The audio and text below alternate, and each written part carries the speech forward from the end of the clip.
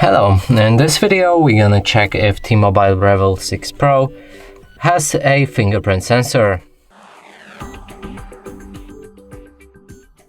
And to do this we'll need to open our settings.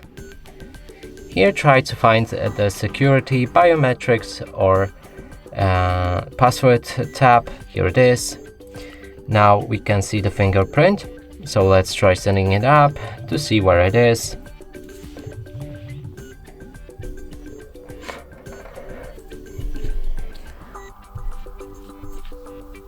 And on this device, it's located on the right side, right here where the unlock button is. And that's it for this video. Hope you like it. Please consider subscribing to our channel, leave a like and a comment below.